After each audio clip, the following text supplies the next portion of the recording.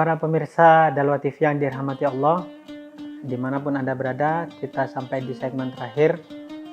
Alhamdulillah, semoga kita semua berkah mengenal, mengulas sosok beliau, ya, motivator terhebat, pendidik terhebat, ya, segalanya terutama bagi kita, para partisipan, para murid, wali murid, para pecinta Buya Al-Habib Hasan bin Ahmad Bahrun dimanapun kita berada. Semoga kita semua mendapatkan keberkahan beliau sehingga menjadikan kita, putra-putri kita, menjadi sosok yang sama seperti beliau, sosok yang luar biasa, yang bisa mendidik, yang bisa menjadikan keluarganya sebagai keluarga yang cinta, dan semoga juga dicintai oleh Rasulullah Shallallahu Alaihi Wasallam. Jadi biografi beliau, sekilas biografi beliau sudah kita bahas. Sifat-sifat beliau dan beberapa kisah beliau juga sudah kita bahas, ya. Di antara sifat sakhawatin nufus beliau, maupun juga salamati sudur dan rahmah bikulli muslim, ya.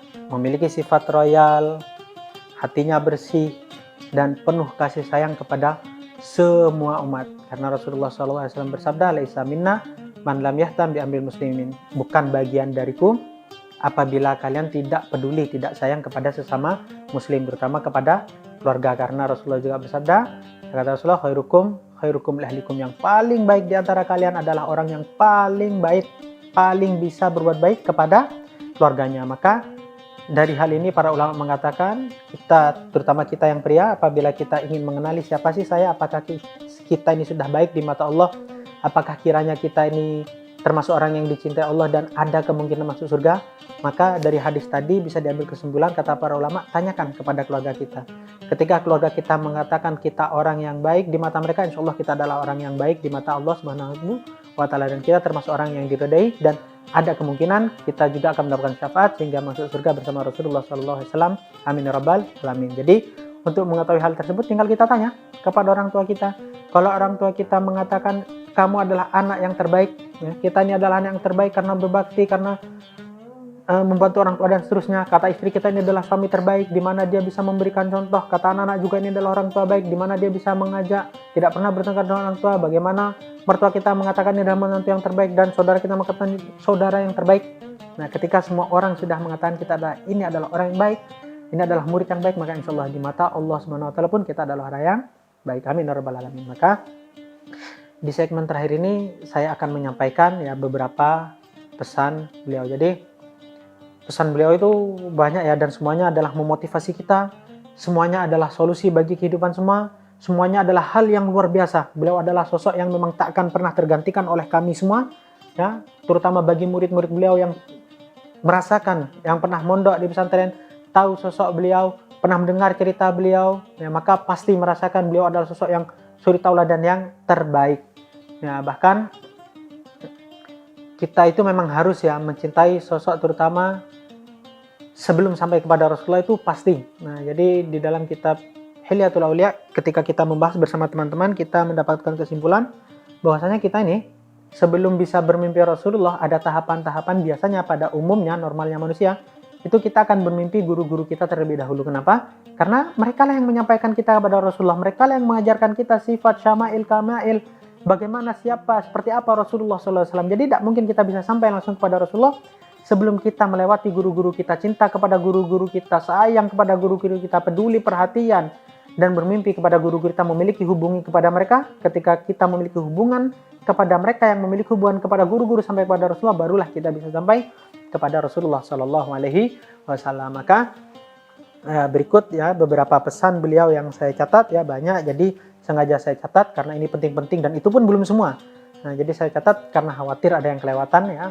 Jadi karena ini penting, saya kiranya yang pertama, ya, pesan beliau yang pertama itu yang paling saya ingat, yang paling kita ingat-ingat sebagai murid beliau berpesan, ya, bahwasannya setiap manusia tidak akan lepas daripada 3 hal. Yang pertama, setiap orang itu pasti diomongin orang lain. Nah, jadi kita ini pasti ada yang ngomongin. Mau kita berbuat baik, kita tidak berbuat baik, itu pasti ada yang ngomongin. Jadi tidak usah khawatir, ya. Jangan sampai kita takut berbuat baik, nanti saya dibilang so alim, so ini, ya. kata beliau, kita berbuat baik, ini pasti dia ngomongin. Kita nggak berbuat baik, berbuat naudzubillah maksiat, juga dia ngomongin. Jadi lebih baik yang mana?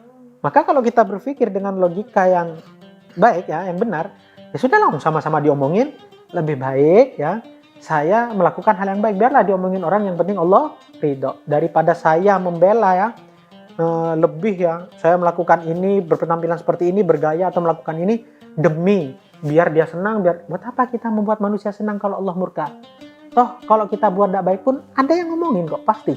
Jadi manusia itu yang pertama pesan beliau gak bakal lepas dari omongan orang lain, sebagaimana para ulama mengatakan ridwan nas ghayah la tudrak.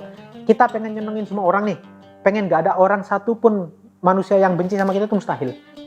Jadi kata ulama itu mustahil, ghayatun la tudrak. Itu ada sesuatu yang sia-sia yang kamu lakukan, percuma. Lihat Rasulullah kurang baik apa, sifatnya kurang sempurna seperti apa, tetap aja ada yang musuhi. Para ulama kita, bahkan Allah SWT ada aja masih yang mengomongi yang tidak menyukainya, apalagi cuman kita. Jadi kata beliau, tidak usah khawatir. Kamu nih mau berbuat baik, berada di jalan yang benar, atau tidak berbuat baik, ada di jalan yang nggak benar, tetap ada yang ngomongin. Jadi kalau kita mau mikir, ya lebih baik kita berjalan di jalan yang benar, untuk sama-sama diomongin, yang penting Allah ridho. Itu yang pertama. Yang kedua kata beliau, setiap orang ini pasti ada yang musuhin. Nah, jadi kurang lebih sama seperti yang pertama, jadi tidak usah khawatir. Nah, setiap orang itu pasti ada yang musuh. Kita nih pasti ada yang tidak suka. Kita berbuat baik, ada yang tidak suka. Nanti ada yang ngatain ya, kalau di pesantren terutama, kalau lagi mondok pasti, oh ini ngaduan lah, mulut ember, so ini. Hal yang wajar. Nah, tapi kalau itu perintah guru, lakukan saja. Yang penting guru senang, Allah senang. Guru ridho, Allah ridho. Kalau guru ridho, Allah ridho, apa yang terjadi pada kita? Hidup kita bahagia, sukses. Jadi sudah biarkan saja. Kita berbuat baik, ada yang musuhi. Kita berbuat tidak baik juga ada yang memusuhi. Kita pada patuh nih sama peraturan pondok atau peraturan yang penting syariat kita jalani, ada yang tidak suka. Kita melanggar peraturan, melanggar syariat, ada yang tidak suka, pasti ada yang musuhi. Jadi kalau disuruh milih, sama-sama nggak disuka, sama-sama tetap ada yang musuhin, lebih baik kita berada di jalan yang benar, tapi Allah ridho. Nah, daripada kita berada di jalan yang tidak benar, Allah tidak ridho, toh juga ada yang tidak suka. Dan yang terakhir kata beliau, semua orang pasti mati, maka renungkanlah dua hal tadi baik. Jadi beliau ini benar-benar ngasih kita motivasi. Sudah kan?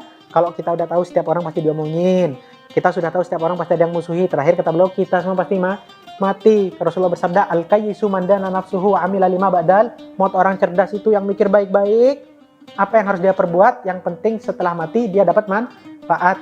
Jadi dari sekarang ayo belajar, gak usah takut diomongin orang, yang penting berada di jalan yang benar. Gak usah khawatir dimusuhi orang lain, yang penting kita berada di jalan yang benar. Kenapa? Karena kita pasti mati. Jangan sampai ketika kita mati kita menjadi orang yang kecewa. Sebab apa? Sebab kita sibuk ngurusin dengerin apa kata orang ya. Jadi jangan terlalu mendengarkan apa kata orang bilang ini itu, nggak usah didengerin, kecuali nasihat, masukan, motivasi yang membangun, tidak apa-apa kita terima.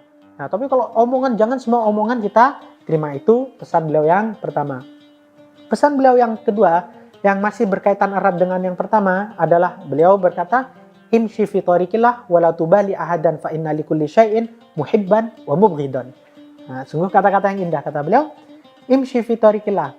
Selama kalian berada di jalan yang benar, ya kita punya ilmu, atau kita sudah nanya kepada guru, ustadz, ulama, habaib setempat, apakah yang saya lakukan benar? Oh, sudah benar. Maka kata beliau, imshi fi tariqillah. Kalau jalanmu sudah benar, tapak kakimu sudah di langkah yang benar, di jalan aja terus.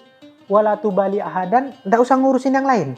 Kalau ada yang mau menjatuhkanmu, ngata-ngatain, merendahkanmu, ya biarin aja, enggak usah didengarkan, abaikan. Ya. Biarkan kafilah tetap berlalu walaupun anjing menggonggong, biarin aja. Fa inna likulli syai'in muhibban wa mubghidan. Kata beliau itu hal yang biasa. Orang nih, apapun yang kamu lakukan, kayak tadi yang pertama saya jelaskan, pesan yang di pertama, tetap ada yang suka, ada yang tidak suka. Jadi lakukan, tetap belajar, tetap istiqomah, tetap sholat, tidak usah bohong, tidak usah dengerin apa kata orang lain. Yang lainnya ghibah, kita tidak usah nimbrung. Buat yang perempuan mau diomongin, wah sombong, biarin, nggak usah peduli. Yang penting kita berada di jalan yang benar. Mereka tidak suka, tetap nanti yang lain ada yang suka. Mereka suka, nanti tetap ada yang tidak suka yang lain. Itu hal yang wajar. Jadi sekali lagi, berada dimanapun kita, ya, yang penting kita berada di jalan yang benar, maka tidak usah peduli kepada orang lain. Pesan yang ketiga yang tadi sudah saya sampaikan, ya, beliau berkata jangan pernah merasa memiliki apapun, biar kita tidak sombong, karena sombong itu adalah sifat yang paling Allah benci. Sampai-sampai Rasulullah bersabda, "Man kana fi qalbihi mithqala dzarratin minal kibri fa finnar." Sedikit aja, sebesar biji wijen, tahu kan wijen yang diundi-undi kecil-kecil. Seandainya sombongmu sebesar itu aja tapi ada di hatimu melekat, ya, maka tidak akan bisa masuk surga. Lihat iblis. Ya, maka para ulama sepakat, kalau makhluk Allah yang paling banyak ilmunya itu iblis. Sealim-alimnya orang alim yang sekarang, tetap kalah alim sama iblis. Tapi apa yang membuat dia dimurkai? Apakah bukan karena banyak ilmunya? Kata siapa? Iblis bahkan pernah paling percaya dengan Allah, surga neraka itu paling percaya. Kenapa? Karena tahu langsung. Tapi kenapa kok dimurkai dan dia tetap melakukan pelanggaran? Sombong. Jadi kuncinya cuma satu, sombong. Bahkan di dalam kitab Al-Kabair, dosa itu dibagi menjadi dua. Dosa karena nafsu, dosa karena sombong. Kalau dosa ini karena sombong, gak bakal dimaafkan sama Allah atau sulit dimaafkan. Oleh karena itu, kalau ada yang bertanya kenapa Nabi Adam dimaafkan, padahal dosanya dari surga juga, sedangkan iblis tidak dimaafkan. Karena beda tadi, iblis itu dari sombong, ketika disuruh sujud, iblis membantah dengan khalaqtani min nar wa khalaqtahu min tin. Wah, masa saya yang terbuat dari api lebih gagah, lebih hebat, yang terbuat lebih, harus sujud kepada tanah liat ini, maka tidak mau sombong. Sedangkan Nabi Adam dan Siti Hawa yang memakan buah itu karena hawa nafsu. Jadi itu perbedaan. Maka jangan sekali-kali sombong, dan beliau selalu menasihati kita, jangan sombong. Kita harus terus merasa berada di titik nol, merasa gak punya apa-apa. Jadikan semua orang muslim yang lain di mata kita lebih baik daripada kita. Jangan pernah merasa lebih baik daripada orang lain, tidak pernah. Siapapun yang kita lihat. Nah, bahkan sekalipun itu maksiat, kita belum tahu akhir seseorang. Husnul khotimah dan su'ul khotimah itu ada di tangan Allah. Ya, kita tidak tahu takdir kita di akhir hayat. Kita pakai gamis, pakai seperti ini, mungkin dia tidak bisa kita mengklaim seseorang ini dia baik atau tidak, yang tahu hanya Allah. Maka kita tidak boleh berburuk sangka. Jadi pesan beliau itu memang banyak. Jadi itu diantaranya yang saya catat, juga termasuk cara mendidik anak ya. Beliau juga selalu mengatakan, ya, ketika beliau tadi berwasiat kepada putra-putranya bahwasanya semua beliau itu wakafkan untuk pondok, untuk pesantren, untuk umat. Tapi beliau juga berpesan, jangan mengira abah ini kok orang tua yang tega, jangan mengira abah ini tidak meninggalkan apa-apa, enggak.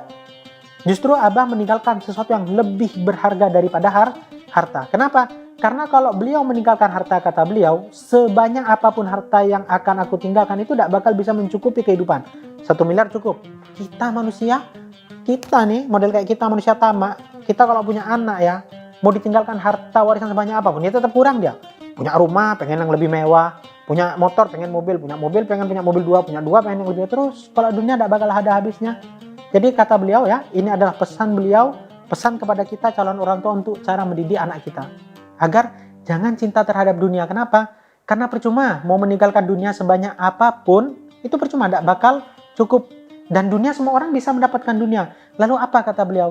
Saya sudah meninggalkan kepada kalian adalah warisan Rasulullah SAW yang berupa ilmu. Sehingga kalian dengan ilmu tersebut menjadi orang yang soleh. Kata beliau, ya ini sudah Abi mondokkan di Mekah, yang ini sudah Abi mondokkan di Madinah. Sudah kalian punya ilmu, tugas Abi sudah selesai. Masalah rezeki itu adalah urusan Allah. Sebagaimana Allah SWT berfirman di dalam surat Al-A'raf, wa huwa yatawallas sholihin. Allah SWT sendiri yang berfirman dan menegaskan bahwasanya wa huwa ay Allah SWT yatawallas sholihin. Aku, kata Allah SWT, yang akan mengurus, mencukupi kebutuhan apapun itu termasuk duniawi orang-orang yang soleh. Jadi kata beliau, saya sudah, kewajiban saya sebagai orang tua sudah saya jadikan orang alim, saya berikan ilmu, sudah jadi soleh. Biarkan Allah yang mengurusi rezeki kalian. Karena kalau Abi, ya saya, kita sebagai orang tua meninggalkan warisan seberapapun, sekali lagi tidak akan cukup. Jadi kita tinggalkan kepada mereka cinta kepada ilmu, cinta kepada Rasulullah, cinta kepada syafaat sifat dan keluarga Rasulullah SAW, sehingga mereka menjadi tumbuh anak-anak yang soleh. Sehingga ketika mereka menjadi orang yang soleh, Allah lah yang akan mencukupi dan memberikan kebaikan kepada mereka. Dan itulah yang kita harapkan. Jadi termasuk pesan beliau juga ya kepada Ustaz Hasan bin Ahmad Baharun ya, Al-Habib Hasan bin Ahmad Baharun, kepada putra-putranya, kepada kita juga adalah untuk membersihkan hati. Membersihkan hati berkaitan dengan pesan beliau sebelumnya, jangan pernah sombong, jangan pernah merasa lebih baik daripada orang lain, dan jangan pernah merasa memiliki apapun. Bersihkan hati menjadi orang yang sabar sampai kepada derajat ketika kita marah dalam keadaan tersenyum. Nah, jadi sekalipun kita dibuat marah, kita senyum dan sampai bisa berbuat baik kepada orang lain. Dan itu ajaran Rasulullah. Bagaimana Rasulullah memiliki tetangga yang setiap hari melempari kotoran, As bin Wa'il, dan juga beliau punya tetangga yang di mana suka meludahi beliau, mencaci maki beliau, tapi ketika sakit beliau justru adalah orang pertama. Dan banyak kisah sifat yang berkaitan dengan akhlak Rasulullah justru menarik perhatian, memantik orang-orang Arab yang belum masuk Islam pada saat itu, bukan karena perang kecerdasan, tidak, tapi karena akhlak, kesabaran, bersihnya hati Rasulullah SAW justru menjadikan banyak umat ini, umat terdahulu ya, masuk kepada Islam. Dan doa Rasulullah, keikhlasan Rasulullah kepada orang-orang Taif juga yang menjadikan orang-orang itu, mungkin keturunan-keturunan nenek moyang kita menjadi masuk Islam. Jadi sekali lagi, jadilah hati yang bersih. Dan juga pesan beliau adalah bagi kita semua, terutama santri-santri beliau, adalah khidmah. Nah, jangan lupa khidmah kepada guru. Dan khidmah yang benar itu, ya Al-Habib Abu Habib Zain bin Hasan Baharun, Al-Habib Ali Baharun, Ustaz Segaf pernah menasihati beberapa kali saya dengar, beliau mengatakan khidmah yang benar itu, yang ikhlas ya, ada tidak ada guru, kita tetap melaksanakan kewajiban kita. Dilihat tidak dilihat guru, sama. Dipuji tidak dipuji guru, sama. Ya. Jadi itu adalah amanah. Dan khidmah itu jangan sampai kita melanggar kepada peraturan pondok yang ada. Yang belajar masih santri tetap belajar, tapi tetap khidmah. Maka sungguh khidmah ini adalah keberkahan yang luar biasa. Dengan catatan kayak tadi, jangan dijadikan kesempatan. Karena khidmah yang benar yang mendatangkan ridho guru adalah kita memang benar-benar mengharap ridho guru dan Allah. Jadi ada tidak ada guru, tetap khidmah. Bukan kalau ada guru dilihat, kita rajin, kalau nggak ada kita tinggalkan. Kalau dipuji kita senang, kalau nggak dipuji kita nggak semangat, enggak. Ya, jadi tetap 100%. Khidmah kita tetap 100%. Ada tidak ada, dipuji atau tidak. Maka itulah khidmah yang benar. Dan diantara akhlak juga yang diajarkan Al-Habib Hasan bin Baharun ya, dan saya juga mendengar pesan ini dari Ustaz Ismail Ayub ya. Beliau pernah menasihati kita, kalau kita dimarahi orang tua, termasuk guru kita, orang tua kita, sekalipun kita dalam keadaan benar, jangan dilawan. Dan itu yang diajarkan beliau. Jadi kalau kita dalam keadaan salah atau tidak, intinya kita dimarahi sama orang tua, kenapa kamu seperti ini? Padahal kita tidak salah. Tetap diam, jangan melawan, karena itu termasuk akhlak. Jangan sampai kita menentang dan durhaka pada orang tua. Lalu kapan kita ingin ngasih tahu yang benar, biar orang tua nggak marah, seumpamanya kita ingin memantik ridhonya lagi? Kata beliau, nanti tunggu sampai semua mereda, membaik, baru kita datang. Jangan di hari itu juga, tapi tunggu selesai baru kita datang menjelaskan. Nah, itu termasuk akhlaknya. Dan yang terakhir, karena harapan pesantren ini, harapan beliau ya, jadi pondok pesantren itu bisa dilihat baik tidaknya berhasil tidaknya bukan dari bangunan yang megah, bukan semata-mata itu, bukan dari banyaknya jumlah murid, bukan semata-mata itu, tapi dari seberapa banyak alumni lulusan pesantren tersebut yang berhasil, yang bermanfaat. Itu baru bisa disebut pesantren yang berhasil. Oleh karena itu beliau selalu menasihati kita, apapun yang ingin kita lakukan, pokoknya kalau kita berhenti jangan pernah tinggalkan ngajar, walaupun cuma ngajar ngaji, walaupun muridnya cuma satu. Mau kalian jadi pengusaha, jadi apapun, yang penting jangan pernah tinggalkan mengajar. Nah, oleh karena itu pesan terakhir yang ingin saya sampaikan berkaitan dengan mengajar. Kalian kalau mau merintis, entah itu majelis taklim, entah itu membangun pesantren, atau kalian mulai mengajar, maka beliau menasihati kita untuk yang pertama adalah niat yang baik. Perbaiki niat. Masalah proyek ya, kalian ingin membangun apapun, ini pesantren saya ingin seperti ini, seperti dakwah, itu urusan Allah, bukan urusan kita. Urusan kita adalah niat yang baik, perbaiki ini. Niat. Apabila niat kita semata-mata ikhlas karena Allah Subhanahu wa taala, jauh dari hal-hal yang harta-harta yang syubhat, yang haram, karena kita khawatir karena itu perintah syariat, berarti niatnya benar-benar baik, maka sisanya proses apapun pembangunan finansial Allah yang akan menanggung. Nah, dan itu adalah sekilas dari pesan-pesan beliau, sekilas yang bisa saya kutip, yang bisa saya sampaikan, dan masih banyak, namun waktu tidak cukup. Mungkin kita akan mendengar dari ustadz-ustadz para habaib senior yang lain, yang kita harapkan beliau-beliau bisa memberikan manfaat kepada kita berkaitan dengan para ahlul bait, ulama. Jadi hanya itu saja yang bisa saya sampaikan. Semoga kita semua, terutama juga para kru di Dalwa TV, agar tetap semangat, sehat, agar bisa menyajikan ya, sajian-sajian seperti kali ini, seperti Lentera Ahlul Bait ya. Maka kalian juga, kami berharap doa kalian, semoga kita semua, para hadirin, para pemirsa Dalwa TV ya, dimanapun anda kalian berada, kita berharap kepada Allah SWT, semoga kita termasuk orang-orang yang dirahmati oleh Allah, semoga kita termasuk orang-orang yang ditakdirkan Allah SWT menjadi orang-orang yang mendapatkan kebaikan. Idza aballahu abdan wada'a fi qalbi hubbal khair. Semoga kita diberikan di hati kita cinta kepada hal-hal yang baik, kita dan anak keluarga kita, keturunan kita berkah Abu Al-Habib Hasan bin Ahmad Baharun dijadikan orang-orang yang soleh, solehah, wa huwa yatawalla sholihin, hingga Allah ya, semua yang akan menanggung, mencukupi kebutuhan kita dan anak keturunan kita. Itu yang bisa saya sampaikan. Kurang lebihnya saya mohon maaf. Assalamualaikum warahmatullahi wabarakatuh.